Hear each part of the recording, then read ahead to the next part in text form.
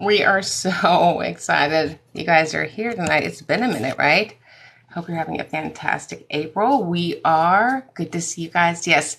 So tonight we're going to talk about these contingency plans, these remote plans, these remote learning plans, which are all a bunch of shenanigans, right? And I do love a good shenanigan, except for these are illegal shenanigans. And so I want you guys to know what your rights are and what they're not. I've seen this for just a minute, right? And so we certainly want to make sure that you know what your options are and how to invoke them, right? You don't really have options unless you know what they are and how to invoke them. And so, one of the things, let me see if I can adjust this. So good at this, said no one.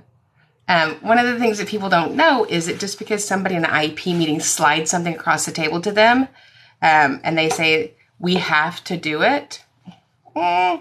If you have to do it, it would be a federal law under IDEA, Individual Disabilities Education Act, under 504 if you're in a 504 meeting, or even if you're, you're in a meeting for an IEP, and at the very end, we rattle through the whole thing, your amazing IEP that you worked really hard to get, and then they say, we have all these supplements at the end, right? All the supplements. Do we love the supplements? We do love the supplements, right? So whether it's a PCS, a BIP, an AU supplement, an ESY supplement, transportation, all those are important, but they may not be actual components of requirements under IDEA. So if you have a school district or a county and they're saying we have to fill out this contingency plan, let's kind of walk through those pieces. So I made a video which made 99% of people, not you good people, unhappy. That's ridiculous. Why can you expect us to all do that? So let's just kind of unpack that a little bit. So the world closed down. We had a pandemic, right? And we all went home. Here's the first question. We're looking at discrimination, equity, access. Did your general ed students, raise your hand in the back, were your general ed students offered a contingency plan? Oh, they weren't, were they? You know why? Because it's only to kids with disabilities. So kids who already have struggle to access a general ed curriculum because they have a disability, and now you're making them sign a contingency plan. So this is how it started out in the great state of Texas. And we're doing this to save on paperwork. We're doing this to, because we gotta. We're doing this because it's a requirement. So guidelines, practices, policies, it's required. So let's tease that out. If it's required, then you can provide me that required provision in what? Let's say it all together. In writing, right? So we live in the great state of Texas. There's about 600,000 kiddos here with an IEP. Granted, I don't do IEP paperwork on the school side. And I'm certain that it is cumbersome, correct? I'm certain that it was a lot of work when we went remote. No doubt about that. 7.5, updated the numbers, 7.5 million children in America have an IEP, right? So do we think that remote learning was a benefit for our kiddos with an IEP? Some of my kiddos, they liked it. They were like, I didn't like people. I didn't want to go to school. This is fantastic, right? But what you're doing, let's think about that.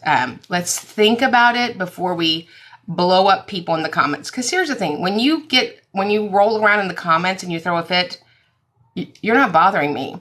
What you are bothering is some other educator, school-based member of the IEP team or the 504 team, or a parent of a child with a disability that wanted to ask a question, but they're having, they're afraid that you're going to them too. So let's kind of like take a breath and, I don't know, stop it. Okay, so there's that. All right, so let's look at the contingency plan. So you got a robust IEP document, right? You had a great IEP document for 180 days, 360 instructional minutes a day, maybe 410, and all of a sudden we go, okay, the world shut down, so guess what? You're going to get less of everything. So the goofballs that came on here and said, it's exactly the same, I don't know what you're talking about. No, if it was exactly the same, you'd call it exactly the same plan. It's not exactly the same plan. It's called a contingency plan. And so my response to the school district after they read it, right, they put it in deliberations, which is certainly their choice. I say the parents do not agree to a contingency plan at this time, a remote learning plan at this time. However, should the district close for any reason, right? Districts closed for lots of reasons. The district closed in 2020 for the pandemic, right? The coronavirus, COVID-19, right? But in Texas, we've closed districts for weeks at a time for things called, I don't know, hurricanes, right? Hey, you guys. But we didn't have a plan in place. In fact, they hammered us in Texas during Harvey. We didn't get an extension on FI dates. We didn't get extensions on reevaluations or initial evaluations. So this whole, we're waiting from a provision from the federal government to come down. Well, Betsy DeVos never made or sent out any ruling about contingency plans or waiver. Schools thought they were going to get this waiver for IDEA during COVID. They didn't. They did not get a waiver, right? But if you're going to go in there unsupported, uneducated, and you sign this, good news, like any of our bad marriages, you can unsign up for them, right? So if you've signed a contingency plan and after getting this information or any informed information, you can make a better decision, right? That's what advocates do. We give you all the information so that the parents of the child with a disability can make an informed decision, right? Because when you're not informed, you don't always make really good decisions. So yes, so they are in the paperwork. They reduce your minutes of resource time. They reduce your minutes of inclusion time. They reduce your accommodations. They reduce your related services, instructional services, psychological services, your behavior intervention plan. That sounds fantastic, doesn't it? Because just because the school closed, the reduction of the impact of your child's disability went down, didn't it? Remember how it just went down? Oh, no, it didn't. Right. And if you notice at the end of the contingency plan, it says when the school opens, his IEP will be implemented again. So let's talk about that. So they're not codified. A contingency plan is not codified. What does that mean?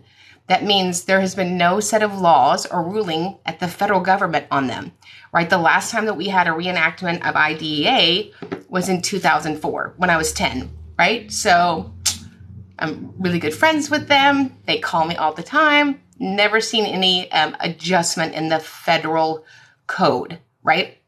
So we have a new Secretary of Education, right, under the Biden administration. They haven't sent out any new rules. You know why? Because there aren't any. So not only is a contingency plan invalid, it's not enforceable, right? Whether you signed it, whether the diagnostician got you to sign it, whether your husband said to sign it, it's not enforceable. You're still on the hook for FAPE, for whatever that original IEP is. So, you know, I get it. A lot of you guys work someplace and you're told what to do, right? So if you have a contingency plan and you don't want it, you would just email them tomorrow and say, we are revoking our consent for a contingency plan. That's a simple email, just like you would revoke your consent for special ed services. You would revoke your consent for that SHARS form. Don't even get me started on SHARS. Do you guys want to hear about SHARS? That's another conversation. Oh, right? So just because somebody slides it across the table to you at a school meeting doesn't mean you have to sign it. And so you are saying that I would like my child with a disability to have less of a benefit than they already have right now. And for those of you that sounds like a good idea, fantastic. I don't have any problem with that. I don't have any problem with anything. I have problem with parents being told and strong-armed that they have to sign these contingency plans. So if you go back and pull out your contingency plan, because nobody has a good one, tell me how less of a special ed product benefits your child. It doesn't, right? And so it would be a denial of FAPE. So no DOE, SEA, or LAA, no Department of Education, no state education agency, and no local education agency has any laws around a contingency plan. And we've had a couple legislative sessions since then. So if they were going to happen, we would have seen them. So I want you guys to know that so you stop signing goofy stuff. If I had a nickel, I don't like nickels, let's go with quarters. If I had a quarter for every time I sat in a meeting, and I sit in about 500 IP meetings a year besides my filings, and I said, this is a requirement. This is a requirement. It's a requirement at our house if your children to say yes, ma'am, and yes, sir. It's not a law, but it is a requirement here.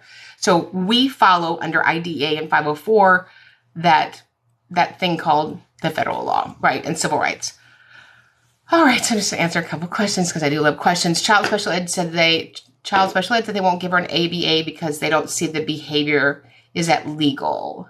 So when you say ABA, do you mean like a person? They're not going to give her an ABA therapists, they made it seem like it was virtual or nothing. What's the in-between if the district closes? That's a really good question. So here's what I say. The parents are not agreed to a contingency plan at this time. However, listen.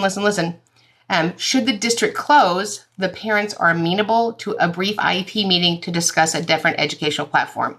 So certainly if a different educational platform is not available, the Kate said, then guess what? We just clocked that, right? We were out of school for 19 weeks. We were out of school for I don't know how many weeks. And my son missed, 84 hours of whatever. And he missed 2,000 hours worth of special education. So that's how you do it. Because sometimes schools do close, right? I love you right back. Do private schools have to adhere to any of the rules you mentioned in your post?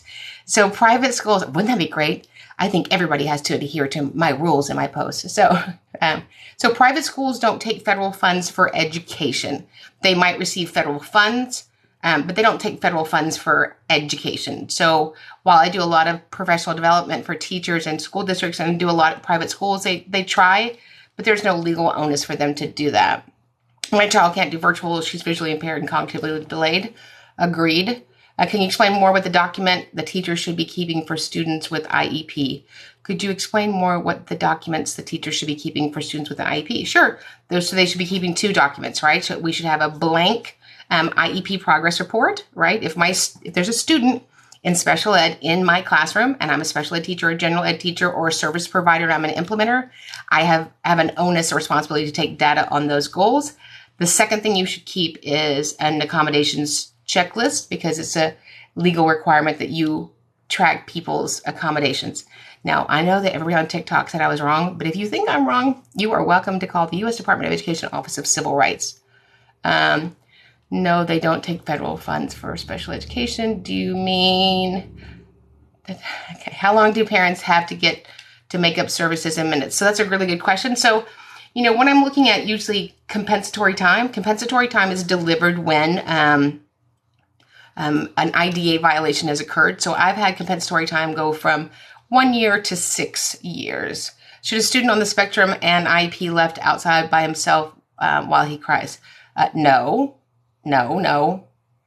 Nobody should be left outside while they, no. Draft IEP needs to be sent home 3 days in advance.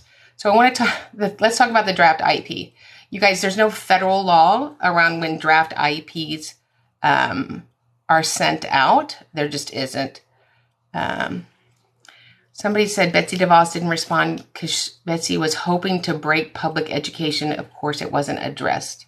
I don't know what that means. I didn't know that was her goal. Okay. Yes, get everything in writing. As the great Pete Wright said, if it's not in writing, it didn't happen. And if you didn't write it down, it didn't occur. Yes, so how long do parents have to get to make up services? Should a student, so yes, I always ask for the draft IEP sent home days in advance, but I ask for the full draft IEP to include but not limited to present levels of activity, achievement, and functional performance, goals, accommodations, least restrictive environment, and schedule of services. Without that draft ahead of time, it's unlikely that my client will be able to make an informed decision and will have to reschedule. I still don't have the current IEP for my teen. It's been 3 months. Is it normal? No. So I would email them, and I would email them every day, 10 times a day. And I would just go and get that from Open Records at Legal. Which state are you in? I'm in the great state of Texas. Our IEP's in draft form at the meeting. Yeah, so once I'm in the meeting, you're going to have to give me the draft, right? So I have a computer here. I have another computer here. So, hey, Cindy, we're in the meeting. And please send me the full draft. And then they all look around like they have no idea what I'm talking about. Because you're looking at the draft. I mean, we all know you're not sitting there filling it out right now. I received comp ed for my son. Long story, but he won. He now gets tutoring twice a week. That's fantastic. Dyslexic child in supportive private school. What docs needed if she goes to public college? Sure. So if you are receiving 504 accommodations, it's not my experience. It's hard to get schools, colleges to partner with you at all. But you would just go to the disability office and talk about the accommodations that she would need. We requested a draft IEP prior to the IEP meeting. We were told there's no plan for a draft. There's no plan for a draft, which means we didn't prepare. Well, then I would tell them the same thing. Without a draft copy, and some way to prepare. It's unlikely I'll be able to make an informed decision. We'll have to reschedule. The school tried to send my son home on a public taxi. Is that okay in Oregon? Are these real things? No, it's not okay. Somebody's asking, are parents required to schedule within 10 days of notification? No. If you are notified of a meeting, the law says that we meet upon, it's like a farm animal, a mutually agreed upon time. So don't get wrangled into that. Now, if it's an MDR, you are going to have to figure out how to meet within that notification. You are welcome. Needs suction in the classroom has been told not allowed in the classroom during COVID. Well, then you need to send the school here. School closed in March 2020 and no services were offered the rest of the year. I can get. So if you're going to file an allegation, a violation of FAPE, you need to do that within 1 year. Some states let you file within over 2 years. Every state's different. I think there's only 6 states left, 7 states, counting Texas, that still have only 1 year that you can file back. But if you're going to file a state written complaint or due process, that's usually 2 years, except for a few states. If you're going to file with the Office of Civil Rights, U.S. Department of Education, that's 6 months. What should I do with my son left outside to report? Principal knew and did nothing about it. So to me, that's a civil rights violation because you have to proximate to the child. But I would start with the principal and ask him, this is what I do. It's not my job to tell the school how to fix it. I ask them, how are you going to rectify this situation? Are parents required to reschedule IEP in 10 days of notifications? Parents can't attend doing work. Again, it's a mutually agreed upon time. It's not a hostage situation. Do you have any sources on how to run a 504 meeting? First one. Yeah, here's how you run a 504. You collaborate with the owner of the child, right? Obviously, we have got to get better at doing that. We have invited a parent to our place of business, and we have to fully inform them of their opportunity to participate and what that does. And my other recommendation was that we stay student-centered focus. Knowing his ADHD, so what can be done? Do you recommend hiring an advocate? I recommend that you always hire an advocate, find an advocate, take an advocate hostage. Why? You're going into court. There have been a few times in my life that I've been in court without an attorney, like I'm in court all the time. The 80s. Anyway, does the person with an attorney usually have better outcomes with in court? Yeah, because that's their space. So you're in a legal space. I know you think you're all buddies, but you're not. And when the rubber meets the road and there is a filing, and which is what I'm training people to do, we're training advocates all the time to be pristine at what they do, and school district employees. When there is a violation, there's going to be more investigations coming. And so, unfortunately, those investigations center around teachers, special ed teachers, general ed teachers, paraprofessionals, evaluators, and service delivery personnel. They don't center around the goofballs that might be in leadership, right? There's a lot of people in leadership that are not goofballs, but there are a lot of people that are goofballs, right? Can IEP include that absence do not count for ASD kiddo? No, we don't. That's assumptive and that's predictive and predetermined. We can certainly consider homebound, partial homebound. So there's that. Tennessee parents are being forced into 10 days. Schools are going ahead without parents' involvement. Well, that would be a violation of your federal rights. So the federal code, you don't have a less benefit in any state. So, yeah, that's a federal violation. How about when a parent responds to a scheduled meeting about when a parent doesn't respond? Yeah, so if a parent doesn't respond, a parent doesn't respond. So you've certainly documented that. Good. That's good. They're saying IEP won't stop a child from being held back in 3rd grade here anymore. Where's here? Where is here? Lauren, is it Lauren? Lauren 1017. They have stated that he's not met goals because of absences, but absences are due to COVID restrictions. So I would get that in writing, Amanda. Do dyslexia diagnoses have to be updated, redone, or do they expire? So a disability, we might have provided enough amazing instruction, especially design instruction or general ed instruction, that we have mitigated the impact of it, and it no longer rises to the level of needing 504 services or an IEP. So that could happen. Thanks, you guys. We have a horrible teacher. I think she's manipulating data. What do I do? So I'm going to ask, when we ask for the IEP data, I would go to legal and I would request your child's records and reference FERPA and reference FOIA.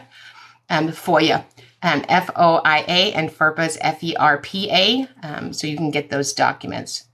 I was told we need to amend it, ask for all the data. Who do I hire to verify the process in the IEP? So, I would hire an advocate. You can look at Disability Rights Nationally. You can look at Learning Disability Association of America. I think they have a list of advocates.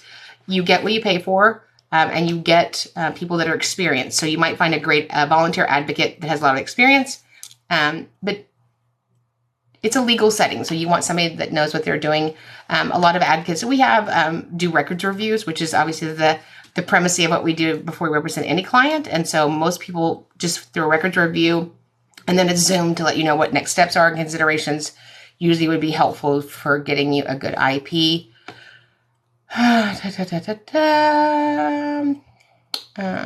What does amend mean? Amend means that you make an adjustment to the current document. Supreme Court just threw out class action suit about not getting Sped services during COVID shutdown. Yeah, so the initial you didn't get services during COVID. That's not a contingency plan, right? There wasn't a contingency plan before COVID, but these new contingency plans are. Yes, the party is here, Miss Sped Detective. Stated they have not met goals due to absences, but absences are due to COVID. I wanted to talk to parent about amending the IEP to address what's needed, right? And you can only work with people who want to amend that, want to figure out how to end my Academy membership. It's inside of the membership where you can cancel at any time. If you have other questions about that or you need help with us doing that manually for you, just email admin@specialeducationacademy.com. Welcome, Alabama. Currently have a student one-on-one in her IEP, but admin says her one-on-one is not a priority. Oh, well, that would be a violation of FAPE. Tried to tell me one time that I didn't respond when it was just one email the day before the meeting. Yeah, you have to give them 3 notices. Is there a limit of students within a small group testing setting? There's common sense when it comes to small group testing.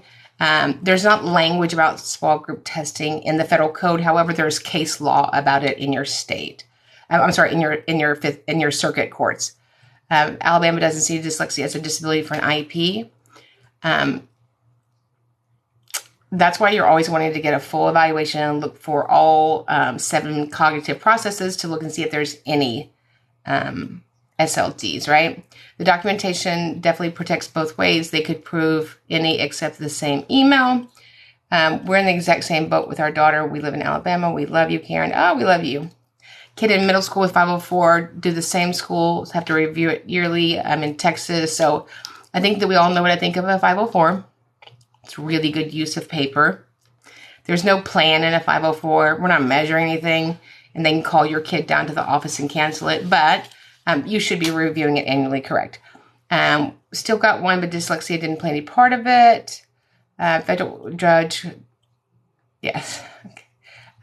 They are saying if a child isn't in the correct levels, they will hold them back. Every state's different about that. Now, despite them having an IEP, again, I would get that. Most things that happen with parents are just regular threats. I would ask for everything in writing with the PWN to confirm that. Can we claim comp time if we pulled kids out of school due to principal restraining bruising client? I don't know about compensatory time. When you say, yeah, I would get an attorney for that. I greatly appreciate your help and guidance. Oh, you are welcome. Daughter diagnosed with LD, ADHD in 1st grade. Will she have to retest for accommodations in college? No, there's no test in college. You just go to the disability office and they help you. It's so weird how they just help you. Magnet schools get public school funds, but can deny students with IEP to enroll. Why is that legal? I don't know. But there are magnet schools within school districts, and they're considered schools of choice, right? Parents care home don't know, doesn't have to have our IEP required one-on-one school, knows it's against the law. Ask about special ed refusing to provide AEBA. Yeah, so ABA is not a required instructional or related service under IDEA. There are school districts that do use those services, though. How do you feel about California Sped services? I think they're great. We might move to Montana and might want your opinion. So I think that there are great school districts available in any state. There are some states that are crazy behind in the provision of services, like, Georgia and Washington not recognizing dyslexia, just that Kentucky not having an adaptive PE. But certainly, if that's something that you want to, we can talk about that. You can just email us at admin@specialeducationacademy.com. What are the requirements to getting partial homebound? Is that a doctor's decision? Sure. So homebound is always a doctor's initial recommendation, right? And then depending on the acuity of the disability, we can consider half partial homebound, right? Maybe a child just goes to the last period of the day or the first period of the day. And then you look at building that back up to a full re-entry plan. Is it necessary or recommended to let the school know my son is being seen by a psychiatrist? Only if you need that to help the school partner with that professional so that they can get information. My child is ASD for reference. Awesome. I'm excited. I was a shark and I got placement change for one of my students. Good for you. I like that. Baby shark, shark, shark, shark. Do you have a doctor's diagnosis form? Do you have to have a doctor's diagnosis doctor to fill out an OHI form in every state? You do. You do. You have to have a doctor that's seeing them. Son in speech, yearly review suggested placing him in special ed preschool. How can I research in LI? Is LI a state? So I would need more information around that. Is there a way to find out which school district is good for SPED? There is. There actually is. Don't forget, as a teacher, we truly want to be a team. And I do think that most teachers want to be a team. I think that most people at school district want to be a team. I think there are people that puppet the staff, and they're not often allowed to. Is ocular motor dysfunction considered a learning disability in California? So it depends on the acuity of it, but I would have to see the paperwork to know that. Any advice regarding school not providing IP one-on-one without guardian's notice? Yeah, somebody has to notify. Somebody has to complain, right? So the thing is, people don't complain, right? We complain on platforms and we complain on people's threads, but we don't formally complain. So in the last week, I've filed 18 federal complaints with the U.S. Department of Education, Office of Civil Rights. We have to complain in a way that has great efficacy. And we have training about that in the academy and on YouTube. But if you don't complain to the people that may have the ability to make the decision, then we're not going to get any change in special ed. How do you word that LRE is not always general ed in the classroom in the ARD?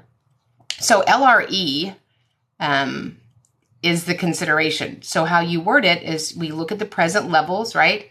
And based on the impact of the student's disability, IDA requires that each child's LRE be considered based on the student's unique circumstances. So what are the student's unique circumstances? You might be have a kiddo with autism who can't stand reading, language arts, or social studies, but is suction cupped to science. And so we look at least restrictive environment across settings.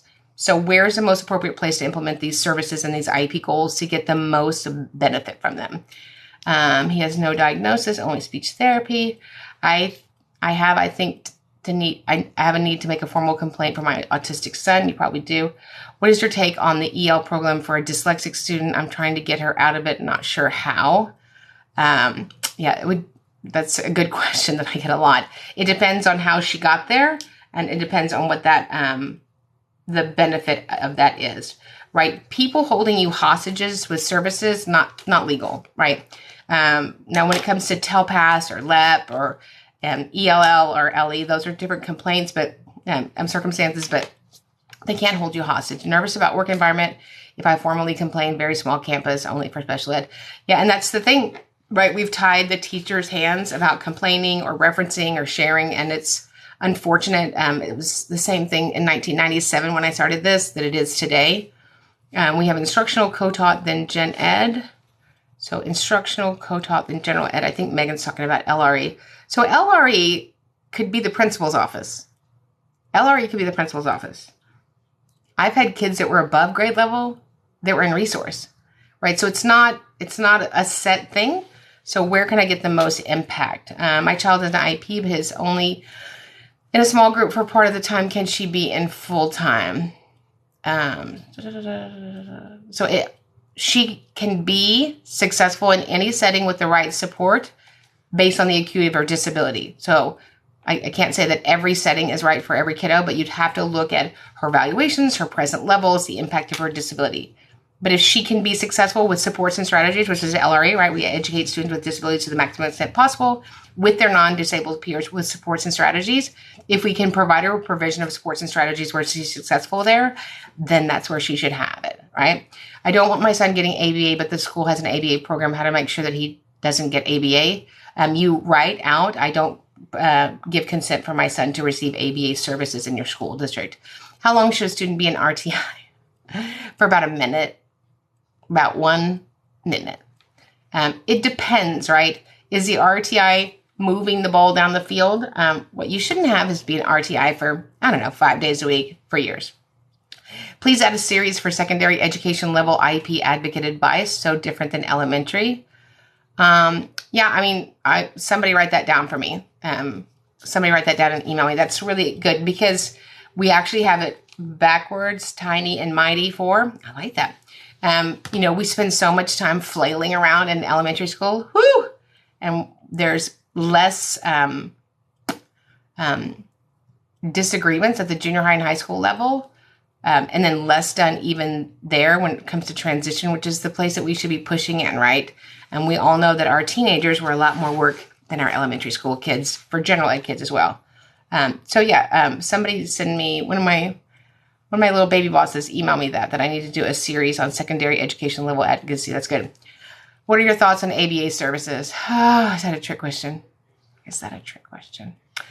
So my thoughts on ABA services are they are amazing when needed and they're appropriate, right? So I think that some ABA locations get obsessive with parents and almost obsessive with children. When I have clients tell me that their ABA place that they could not leave ever, or that they can't, the child has to go there for 40 hours a week, I feel like that's a little manipulative. Now, certainly there are kiddos that have great behavioral needs and could only be successful in that setting. Unfortunately, I think the prior language to a parent is manipulation. You're not required to be an RTI before a student is tested for anything. Correct. There's no... There's this great thing called OSEP, the Office of Special Education Programs, and there's many guidance letters that nothing precludes a straight referral and testing for special education when there's a suspected disability. Hey, Gina from Michigan. Yes, I was in high school 4 years and moved to elementary. It's so different. It's so different. How do I find out which district is better for Sped within a city? Say San Diego. So you would ask other parents on social media platforms those questions, or you would get a great advocate that works families in those areas. ABA is not for everyone. Not a trick about the ABA question. I have students who have gotten it. It's been really good for. Yeah, and I've got students. And ABA is great, but this whole thing that you have to stay with me for 13 years and you can never do anything, and it's a little concerning. Tier 2 works for some kids, and that's a good thing. Yeah, usually when I see Tier 2 implemented, should have been special ed. Definitely should have been 504. So we want to make sure that we're not calling it something else, because a lot of times when I get paperwork, it's so heavily accommodated. Even in the in a 504, it's actually special education. You're already doing special education. We're just not supporting the staff doing that, right? So you want to make sure that whatever you have is in documented. You want to make sure whatever somebody has told you is documented. So I sat in a goofy meeting, as I do often this last week, and this lovely director of special education just kept talking over me, which I really enjoyed that. I think it's interesting in special ed that we bust out these meeting norms. I'm going to read the meeting norms now. Can you all behave and act professional and speak in a respectful, kind way? Sit in a lot of business meetings, sit in meetings with the mayor, sit in meetings at college boards, sit in meetings with investors, with, thought leaders. Never had anybody in my whole life start out a meeting like that and then have that person be so rude to parents, right? As a BCBA, my goal is to work myself out of a job. A kid should need endless ABA, a correct Miss IEP Queen. But when the kids are in tier 3 for years, it's not working correct.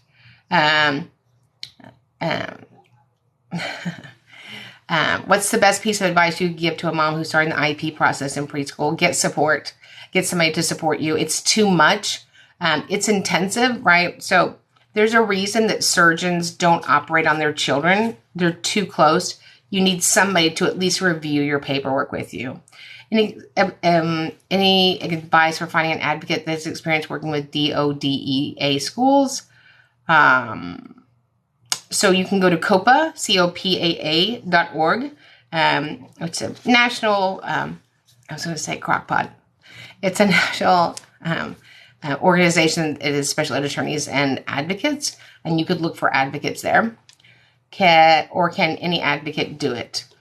So any good advocate can advocate for anybody, right? I have a meeting in where our attorney told them they needed to leave and reschedule. Yep. Which is kind of interesting because the attorney's not actually allowed to have any conversation in the meeting. They're only allowed to advise their client. How would you suggest handling a parent who blames a child's behavior on their disability?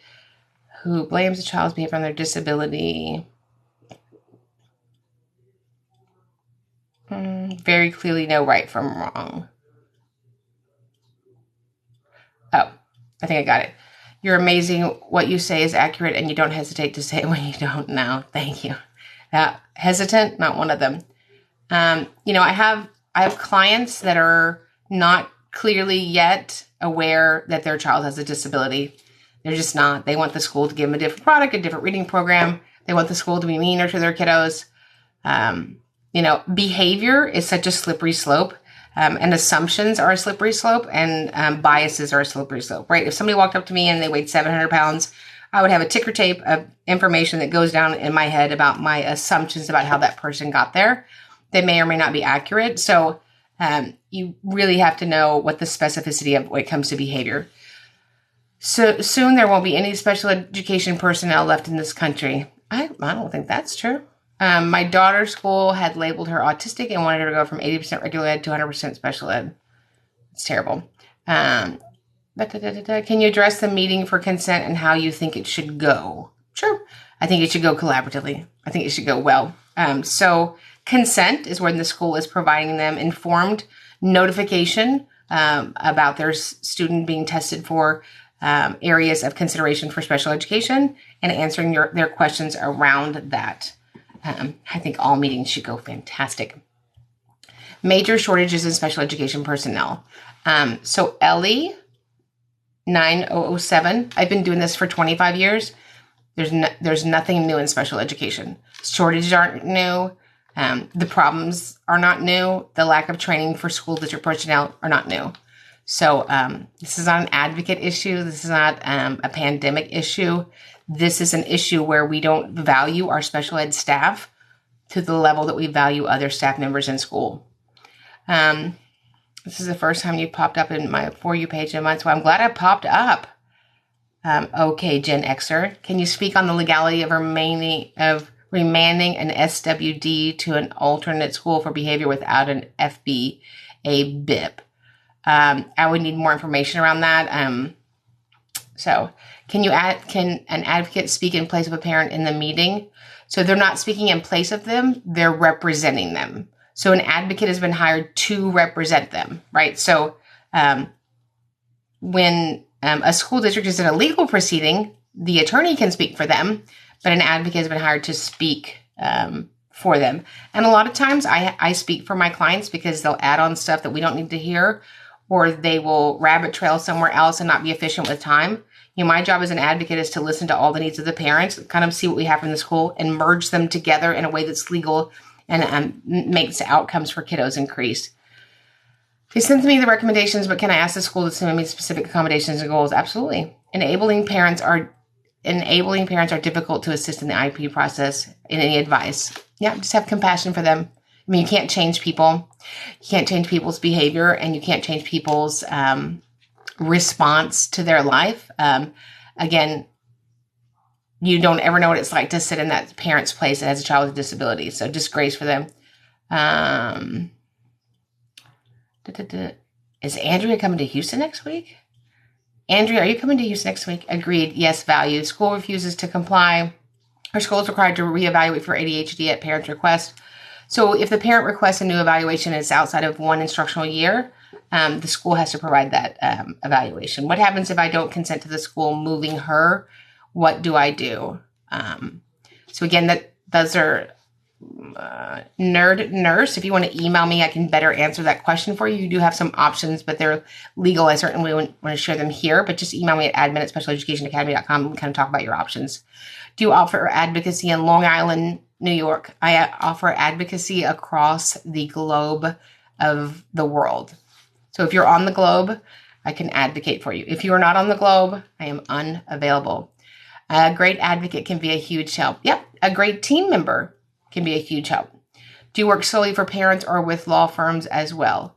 So don't work with law firms. I don't work for parents. I've never worked for a parent. I advocate for children, right? Parents hire me. I have a few, and when I mean few, I mean two firms that I might refer a client to when I'm at a point where I can no longer help them.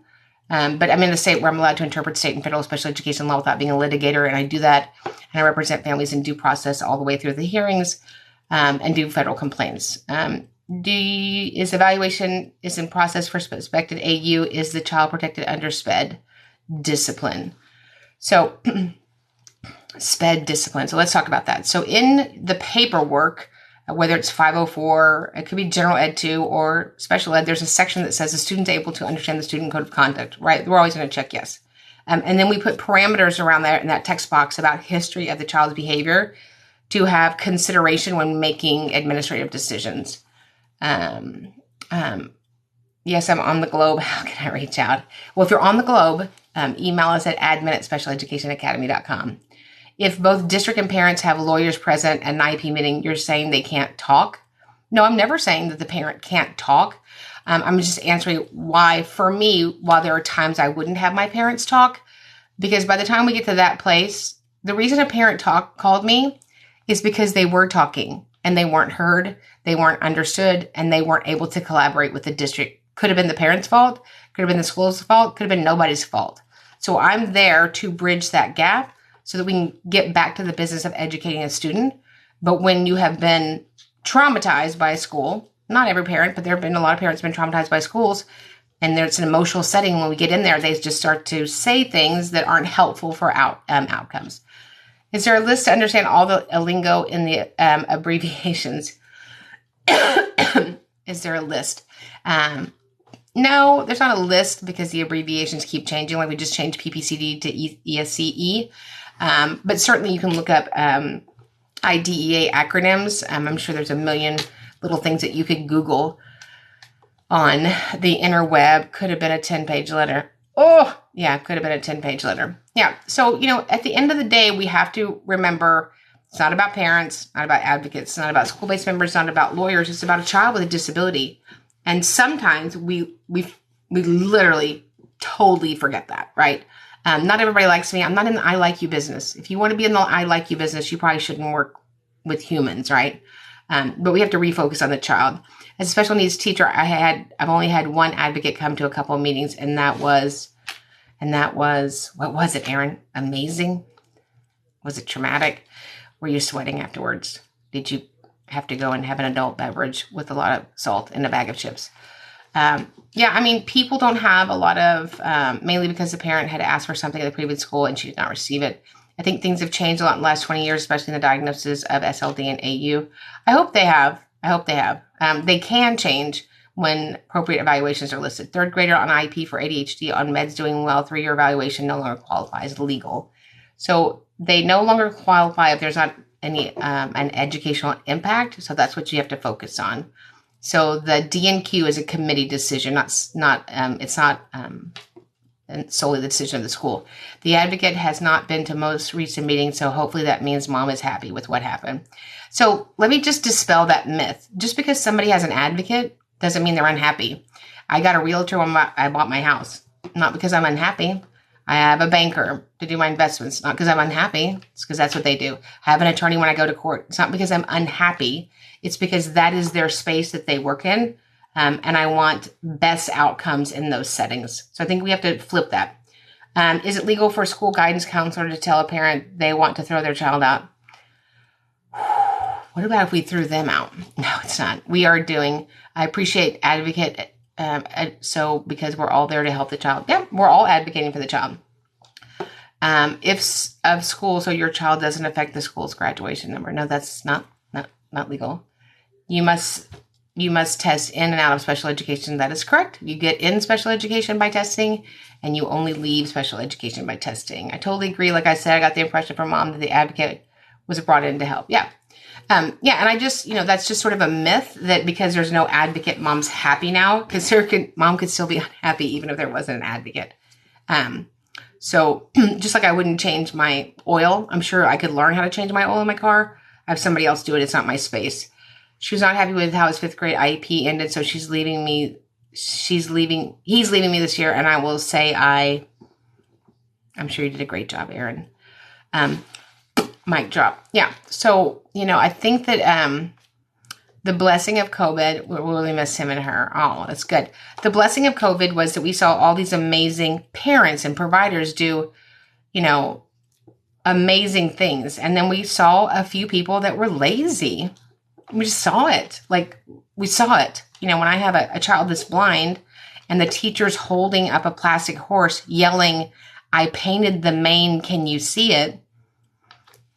You can't unsee that, right?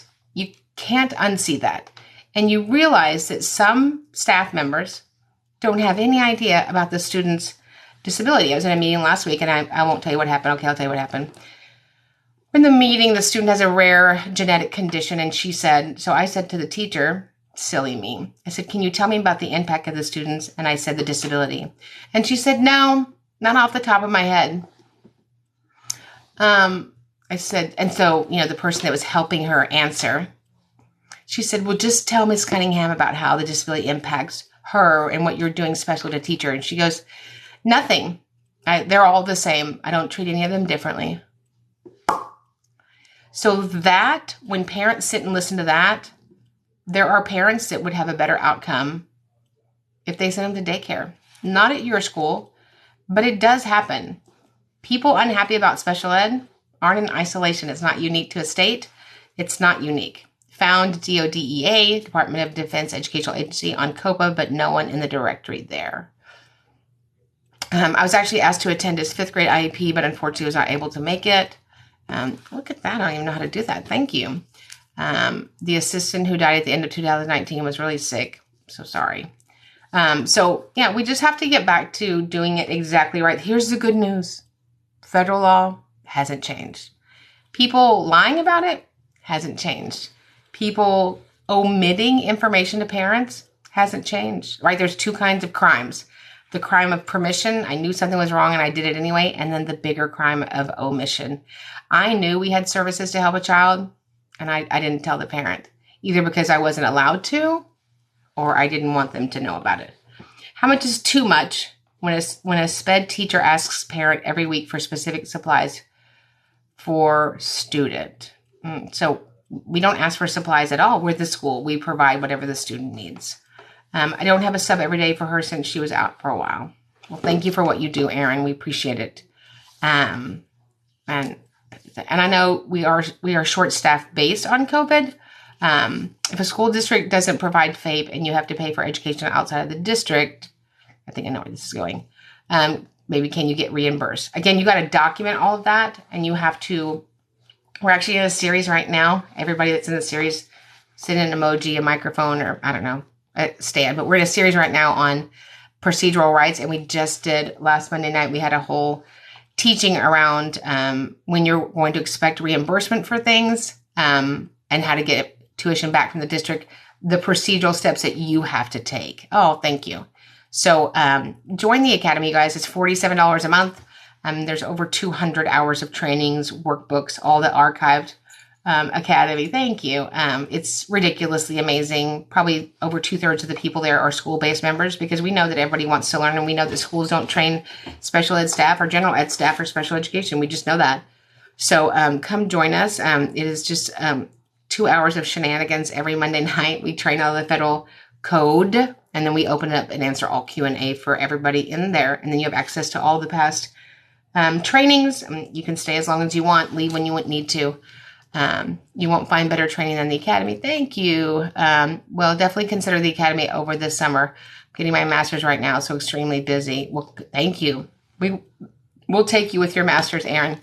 Yeah, you cannot be educated enough as it relates to special education. So, excited about tomorrow night. We have a dual live with a great, fabulous, funny special education teacher with Sped kiddos you don't want to miss. Tell the parents to request testing and writing. How can you know when a child who is in English as a second language, who is in 6th grade but can't read? How can you know when a child who's so obviously that child needs to have a better set of services. Highly recommend the Academy. The Academy is the best. Thank you, Masters of Science in Curriculum and Instruction. Wow, Aaron, we'll just take you now. So yeah, thanks you guys for what you do. I mean, at what point do they need to get tested? They should have already been tested for special education. If they're not, certainly make sure that happens. We don't wait for a point. We are pushing and requesting testing as soon as we can. It's unfortunate we don't let teachers refer for special education hardly anymore. Yes, this is a vegetable. It is green. I only put green vegetables in my body. So thanks you guys for what you're doing. Would love to see you. We have a 2-day intensive. We have them virtually where it's live for 2 days. We have them in person. The whole summer schedule is up. And of course, now we have on demand, so you can buy them and do it at your own pace. I'm starting to pivot to be an advocate. I've seen the wizard behind the curtain too much. Thank you for pivoting. Mine is 2nd grade, is 2 grade levels behind and no support. I'm so sorry. Master's in Educational Leadership in the middle of a school intervention teacher, but difficult to communicate. Can the school block me from bringing a lawyer to a night? No, the school can't block you from bringing your garbage man if you want. Child missing 60 days. Doctor wrote note for remote services. School refuses. So sorry. Mountain Dew. It's the breakfast of champions. Somebody told me one time, people in the circus drink Mountain Dew. Well, you know what? I sit in IEP meetings, so I live for a circus. So consider joining the Academy. Consider coming to one of the events. They are 100% guaranteed. You're not going to walk away and say you didn't get any value. You won't. Your head will explode. It will make you a much better person that sits at the IEP table, whether you're the principal, superintendent, diagnostician, anything. Have you had schools retaliate for advocating? I've had a couple, and then we file with the Department of Education Civil Rights for retaliation, but very rarely. Advice for children with Tourette's in the general education setting. Well, mom of 2 dragons. So TAA is an amazing association. I'll be actually training for them Tuesday, April 26th. Is that a Tuesday? I'm doing a national seminar, so please email us so we can get you signed up for that. They have such great resources. I would love to connect you with them. How do you know what to ask for an IEP for a pre-K kiddo? So you want to make sure that they're getting the right services, right? That they're getting occupational therapy, for motor, for sensory, music therapy, speech if they need it, any PT if they have, needs in that area, a dysphagia evaluation if they have eating needs, those sorts of things. Mountain Dew and Pop-Tarts. Oh, I love Pop-Tarts. Any kind of fake food I love. Can the school deny a doctor's note? So the school can deny the recommendations of a doctor's note. Have you ever seen a Sped aid one-on-one for students? Absolutely. Yep, we have a YouTube channel with lots of trainings.